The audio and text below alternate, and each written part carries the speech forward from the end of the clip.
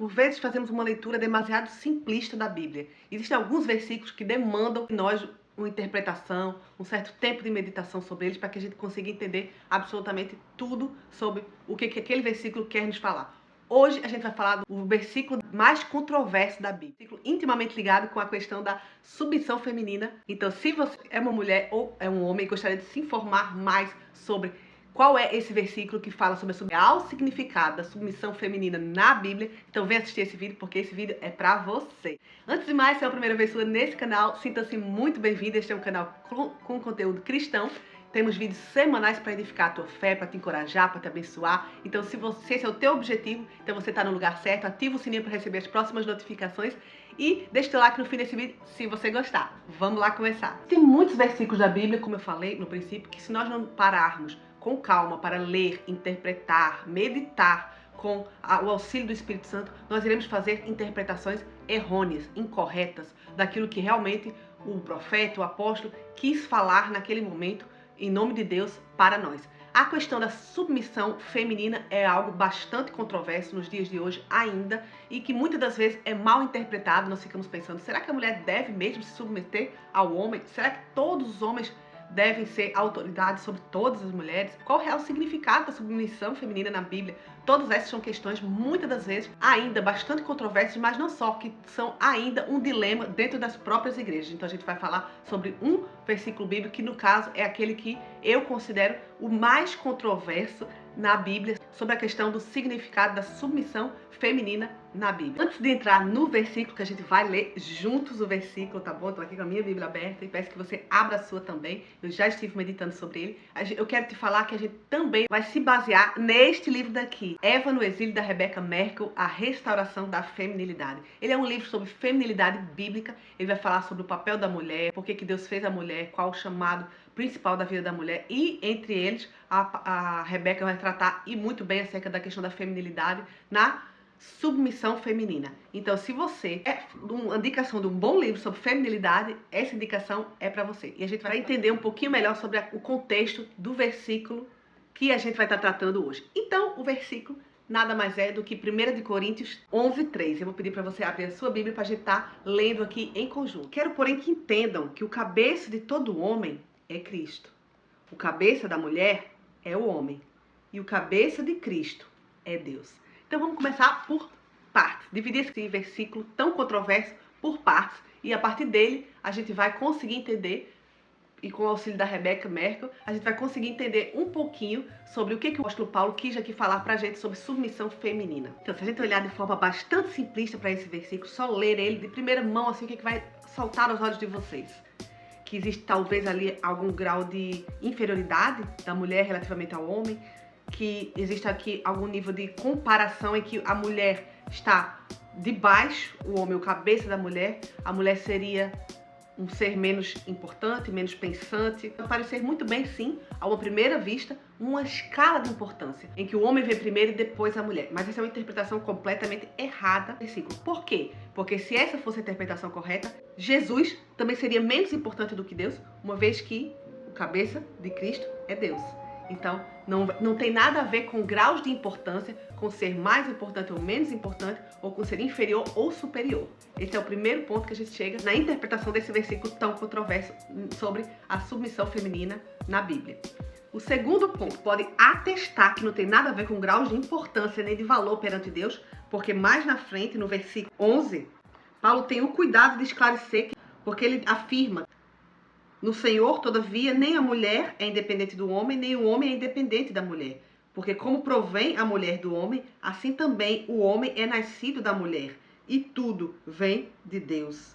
Como está no versículo 11 e 12 do mesmo capítulo. Parar um pouquinho para ver o contexto dos versículos abaixo desse, do versículo 3, que é o nosso versículo controverso, a gente vai ver que Paulo tem o cuidado de ainda explicar o que ele quer falar de outra maneira. Então vamos ler os versículos 7 e 8, porque na verdade o homem não deve cobrir a cabeça, por ser ele a imagem e glória de Deus, mas a mulher é a glória do homem, porque o homem não foi feito da mulher, mas a mulher do homem. Mais uma vez a gente vê aqui, parece que a mulher em desvantagem, parece que o homem, numa situação benéfica, superior, mais gloriosa, uma vez que ela é a glória de Deus, e a mulher apenas como a glória do homem. Mas será que é isso mesmo? Vamos lá. Mas vamos pensar aqui em Adão e Eva, como a própria Rebeca fala, e eu acho interessantíssima a comparação que ela faz. Se Adão é a coroa da criação, certo? Eva é a coroa da coroa. Eva seria a coroa da coroa. A coroa de Adão é a coroa da coroa. Todas as mulheres que descendem de Eva, eu e você, somos a coroa da coroa. Somos a coroa dos homens. Somos a glória dos homens. E os homens são a glória de Deus e nós somos a glória da glória. Você já pensou nisso? E essa glória não tem nada de inferior, nem nada de menor. Pelo contrário, a gente vê no Antigo Testamento, quando fala que Deus é o santo dos santos. Entrar na presença de Deus é entrar na presença do santo dos santos. Sempre que a Bíblia usa esses superlativos, santo dos santos, repetição, né? Na verdade, quer dizer que aquilo ali é ainda mais profundo, é ainda mais concentrado, é ainda mais verdade. Então, se a gente está falando que o homem é a glória de Deus e a mulher é a glória da glória, então, na verdade, a mulher não é menos gloriosa do que o homem, muito pelo contrário, até. Mas eu não quero também entrar nesse mérito, porque essa é uma questão de interpretação. Mas o que a gente pode, de fato, se ater aqui na questão para a questão da relevância da interpretação deste texto para a submissão feminina é: primeiro ponto, a gente chegou à conclusão de que não há inferioridade entre homem e mulher, certo? Segundo ponto, a gente vê que o homem é glória de Deus e a mulher é a glória do homem. Portanto, se ela é a glória do homem, ela é a glória da glória. E ao ser a glória da glória, por ser uma descendente de Eva, eu e você somos a coroa da coroa, uma vez que Adão é a coroa de Deus. Nós somos a coroa da coroa. Então, se Jesus é o santo de Deus, Deus é o santo dos santos. E a mulher é a glória da glória. Então, isso não tem nada de menos glorioso por conta disso, por sermos a glória do homem, que é a glória de Deus.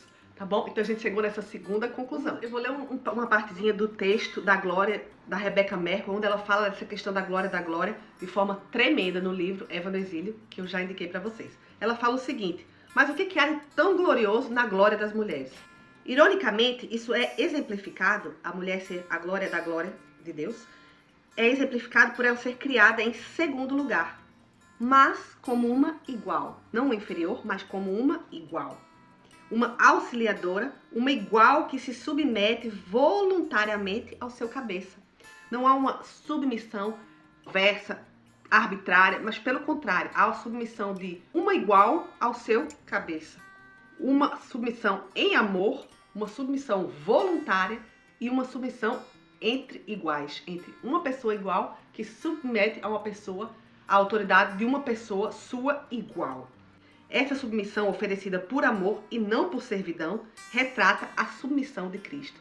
Então nós, como mulheres, temos esse grande privilégio de retratar a submissão do próprio Cristo a Deus. A submissão de Cristo, que era igual a Deus, voluntariamente à vontade do próprio Deus em todas as coisas. E a gente vê isso na submissão, nesse grande privilégio que nós mulheres possuímos de nos submetermos a um igual nosso, voluntariamente, não, nunca de forma arbitrária, coerciva, mas voluntariamente a um igual nosso, que é o nosso cabeça. A gente vê também ela falando aqui um pouquinho mais, que eu achei lindo, falando sobre essa questão da submissão voluntária de Cristo a Deus. Mas pelo contrário, sendo ele igual a Deus, não teve por usurpação o ser igual a Deus. Nós mulheres, mesmo sendo iguais aos nossos maridos, aos nossos cabeças, não temos por usurpação querer tomar o lugar do nosso cabeça, o lugar de líder, o lugar daquele que direciona em amor.